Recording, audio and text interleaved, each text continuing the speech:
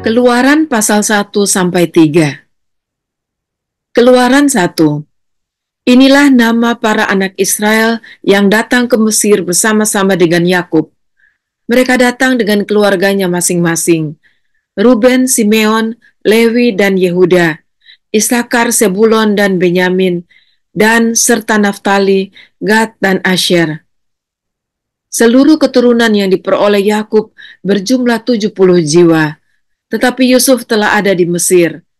Kemudian matilah Yusuf, serta semua saudara-saudaranya dan semua orang yang seangkatan dengan dia. Orang-orang Israel beranak cucu dan tak terbilang jumlahnya. Mereka bertambah banyak dan dengan dahsyat berlipat ganda, sehingga negeri itu dipenuhi mereka. Kemudian bangkitlah seorang raja baru memerintah tanah Mesir yang tidak mengenal Yusuf. Berkatalah raja itu kepada rakyatnya, "Bangsa Israel itu sangat banyak dan lebih besar jumlahnya daripada kita. Marilah kita bertindak dengan bijaksana terhadap mereka, supaya mereka jangan bertambah banyak lagi, dan jika terjadi peperangan, jangan bersekutu nanti dengan musuh kita dan memerangi kita, lalu pergi dari negeri ini." Sebab itu pengawas-pengawas Rodi ditempatkan atas mereka untuk menindas mereka dengan kerja paksa. Mereka harus mendirikan bagi Firaun kota-kota perbekalan, yakni Pitom dan Ramses. Tetapi makin ditindas, makin bertambah banyak dan berkembang mereka, sehingga orang merasa takut kepada orang Israel itu. Lalu dengan kejam orang Mesir memaksa orang Israel bekerja dan memahitkan hidup mereka dengan pekerjaan yang berat, yaitu mengerjakan tanah liat dan batu bata, dan berbagai-bagai pekerjaan di padang, ya, segala pekerjaan yang dengan kejam dipaksakan orang Mesir kepada mereka itu. Raja Mesir juga memerintahkan kepada bidan-bidan yang menolong perempuan Ibrani, seorang bernama Sifra dan yang lain bernama Pua, katanya, "Apabila kamu menolong perempuan Ibrani pada waktu bersalin, kamu harus memperhatikan waktu anak itu lahir. Jika anak laki-laki, kamu harus membunuhnya, tetapi jika anak perempuan, bolehlah ia hidup." Tetapi bidan-bidan itu takut akan Allah dan tidak melakukan seperti yang dikatakan Raja Mesir kepada mereka, dan membiarkan bayi-bayi itu hidup. Lalu Raja Mesir memanggil bidan-bidan itu dan bertanya kepada mereka, "Mengapakah kamu berbuat demikian, membiarkan hidup bayi-bayi itu?" Jawab bidan-bidan itu kepada Firaun, "Sebab perempuan Ibrani tidak sama dengan perempuan Mesir, melainkan mereka kuat. Sebelum bidan datang mereka telah bersalin." Maka Allah berbuat baik kepada bidan-bidan itu, bertambah banyaklah bangsa itu dan sangat berlipat ganda. Dan karena bidan-bidan itu takut akan Allah, maka ia membuat mereka berumah tangga. Lalu Firaun memberi perintah kepada seluruh rakyatnya, "Lemparkanlah segala anak laki-laki yang lahir bagi orang Ibrani ke dalam sungai Nil, tetapi segala anak perempuan biarkanlah hidup." Keluaran 2. Seorang laki-laki dari keluarga Lewi kawin dengan seorang perempuan Lewi. Lalu mengandunglah ia dan melahirkan seorang anak laki-laki. Ketika dilihatnya bahwa anak itu cantik, disembunyikannya 3 bulan lamanya. Tetapi ia tidak dapat menyembunyikan lebih lama lagi. Sebab itu diambilnya sebuah peti pandan, dipakalnya dengan gala-gala dan ter, diletakkannya bayi itu di dalamnya, dan ditaruhnya peti itu di tengah-tengah teberau di tepi sungai Nil. Kakaknya perempuan berdiri di tempat yang agak jauh untuk melihat apakah yang akan terjadi dengan dia. Maka datanglah putri Firaun untuk mandi di sungai Nil. Sedang dayang-dayangnya berjalan di tepi sungai Nil, lalu terlihatlah olehnya peti yang di tengah-tengah teberau itu. Maka disuruhnya hambanya perempuan untuk mengambilnya.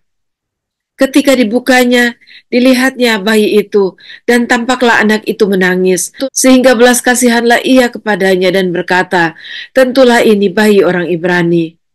Lalu bertanyalah kakak anak itu kepada putri Firaun, "Akan kupanggilkah bagi Tuhan putri seorang inang penyusu dari perempuan Ibrani untuk menyusukan bayi itu bagi Tuhan putri?"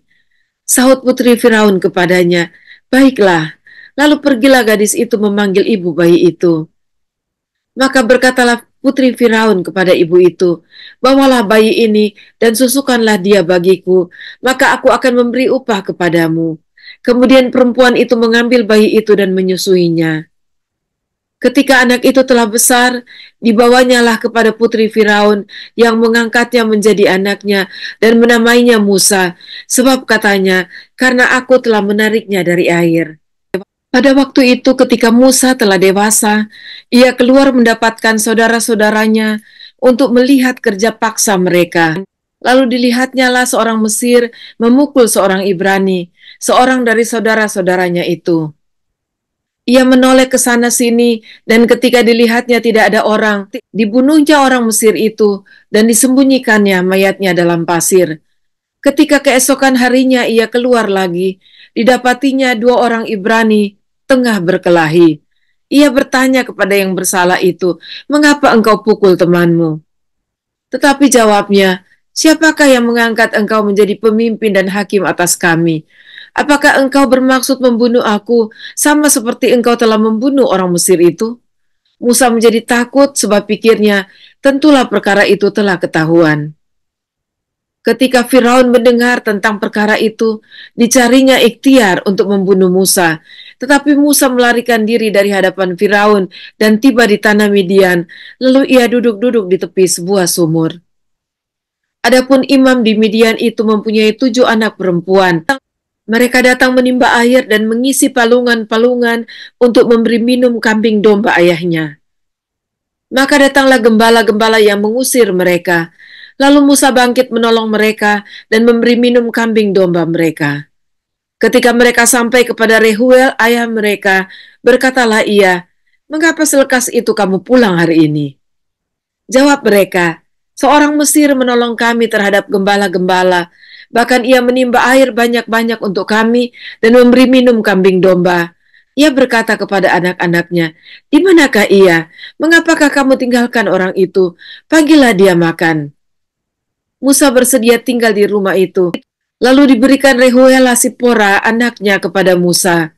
Perempuan itu melahirkan seorang anak laki-laki, maka Musa menamainya Gersom, sebab katanya, "Aku telah menjadi seorang pendatang di negeri asing." Lama sesudah itu matilah Raja Mesir, tetapi orang Israel masih mengeluh karena perbudakan, dan mereka berseru-seru, sehingga teriak mereka minta tolong karena perbudakan itu sampai kepada Allah. Allah mendengar mereka mengerang, lalu ia mengingat kepada perjanjiannya dengan Abraham, Ishak dan Yakub. Maka Allah melihat orang Israel itu, dan Allah memperhatikan mereka. Keluaran 3. Adapun Musa, ia biasa mengembalakan kambing domba Yitro mertuanya, imam di Midian. Sekali ketika ia menggiring kambing domba itu ke seberang padang gurun, sampailah ia ke gunung Allah, yakni gunung Horeb. Lalu malaikat Tuhan menampakkan diri kepadanya di dalam nyala api yang keluar dari semak duri. Lalu ia melihat, dan tampaklah semak duri itu menyala, tetapi tidak dimakan api. Musa berkata, "Baiklah aku menyimpang ke sana untuk memeriksa penglihatan yang hebat itu. Mengapakah tidak terbakar semak duri itu?" Ketika dilihat Tuhan bahwa Musa menyimpang untuk memeriksanya, berserulah Allah dari tengah-tengah semak duri itu kepadanya, "Musa, Musa." Dan ia menjawab, "Ya Allah." Lalu ia berfirman, "Janganlah datang dekat-dekat, tanggalkanlah kasutmu dari kakimu, sebab tempat di mana engkau berdiri itu adalah tanah yang kudus." Dan Tuhan berfirman, "Aku telah memperhatikan dengan sungguh kesengsaraan umatku di tanah Mesir, dan aku telah mendengar seruan mereka yang disebabkan oleh pengerah-pengerah mereka. Ya, aku mengetahui penderitaan mereka. Sebab itu aku telah turun untuk melepaskan mereka dari tangan orang Mesir dan menuntun mereka keluar dari negeri itu ke suatu negeri yang baik dan luas, suatu negeri yang berlimpah-limpah susu dan madunya, ke tempat orang Kanaan, orang Het, orang Amori, orang Feris, orang Hewi, dan orang Yebus. Sekarang seruan orang Israel telah sampai kepadaku, juga telah kulihat betapa kerasnya orang Mesir menindas mereka. Jadi sekarang pergilah, aku mengutus engkau kepada Firaun untuk membawa umatku, orang Israel keluar dari Mesir." Tetapi Musa berkata kepada Allah, Siapakah aku ini? Maka aku yang akan menghadap Firaun dan membawa orang Israel keluar dari Mesir. Lalu firman-Nya, bukankah aku akan menyertai engkau? Inilah tanda bagimu bahwa aku yang mengutus engkau. Apabila engkau telah membawa bangsa itu keluar dari Mesir, maka kamu akan beribadah kepada Allah di gunung ini. Lalu Musa berkata kepada Allah, tetapi apabila aku mendapatkan orang Israel dan berkata kepada mereka, Allah nenek moyangmu telah mengutus aku kepadamu, dan mereka bertanya kepadaku, bagaimana tentang namanya? Apakah yang harus kujawab kepada mereka? Firman Allah kepada Musa, Aku adalah aku. Lalu firman-Nya, beginilah kau katakan kepada orang Israel itu, Akulah aku telah mengutus aku kepadamu. Selanjutnya berfirmanlah Allah kepada Musa, beginilah kau katakan kepada orang Israel, Tuhan Allah nenek moyangmu, Allah Abraham, Allah Ishak dan Allah Yakub telah mengutus aku kepadamu. Itulah namaku untuk selama-lamanya, dan itulah sebutanku turun-temurun. Pergilah, kumpulkanlah para tua-tua Israel, dan katakanlah kepada mereka, Tuhan Allah nenek moyangmu, Allah Abraham, Ishak dan Yakub telah menampakkan diri kepadaku, serta berfirman, Aku sudah mengindahkan kamu, juga apa yang dilakukan kepadamu di Mesir. Jadi aku telah berfirman, Aku akan menuntun kamu keluar dari kesengsaraan di Mesir, menuju ke negeri orang Kanaan, orang Het, orang Amori, orang Feris, orang Hewi, dan orang Yebus, ke suatu negeri yang berlimpah-limpah susu dan madunya. Dan bila mana mereka mendengarkan perkataanmu, maka engkau harus beserta para tua-tua Israel pergi kepada Raja Mesir, dan kamu harus berkata kepadanya, Tuhan Allah orang Ibrani telah menemui kami. Oleh sebab itu, izinkanlah kiranya kami pergi ke padang gurun 3 hari perjalanan jauhnya untuk mempersembahkan korban kepada Tuhan Allah kami. Tetapi aku tahu bahwa Raja Mesir tidak akan membiarkan kamu pergi, kecuali dipaksa oleh tangan yang kuat. Tetapi aku akan mengacungkan tanganku dan memukul Mesir dengan segala perbuatan yang ajaib yang akan kulakukan di tengah-tengahnya. Sesudah itu ia akan membiarkan kamu pergi. Dan aku akan membuat orang Mesir bermurah hati terhadap bangsa ini, sehingga apabila kamu pergi, kamu tidak pergi dengan tangan hampa. Tetapi tiap-tiap perempuan harus meminta dari tetangganya dan dari perempuan yang tinggal di rumahnya barang-barang perak dan emas dan kain-kain yang akan kamu kenakan kepada anak-anakmu lelaki dan perempuan. Demikianlah kamu akan merampasi orang Mesir itu. Mari kita berdoa. Ya Tuhan, kami bersyukur kami dapat membaca babak baru dari bangsa Israel, di mana mereka akhirnya mendapatkan pengharapan dari Engkau. Pada saat Musa dilahirkan, dan pada akhirnya dia harus dilatih oleh Engkau ya Tuhan, untuk bekerja kepada mertuanya Yitro. Dan akhirnya setelah dia boleh berkeluarga, Engkau memanggil dia memimpin umat-Mu, yaitu bangsa Israel, keluar dari Mesir untuk hidup beribadah kepada Tuhan dan mencapai tujuan yang Tuhan sudah tentukan bagi mereka. Kami bersyukur kepada Engkau ya Tuhan, dan kami percaya bahwa apa yang Tuhan buat bagi bangsa Israel itu baik adanya. Walaupun mereka harus melalui penderitaan, mereka mengalami kerja paksa yang luar biasa menyulitkan mereka. Tetapi kasih karunia Tuhan ada. Dan sekali lagi kami boleh melihat bahwa Tuhan mendengar seruan doa dari anak-anak-Mu. Bahwa pada waktunya Engkau mengingat mereka dan Engkau melepaskan mereka. Terima kasih Tuhan. Kami percaya bahwa itu sama juga terjadi bagi kami umat-Mu.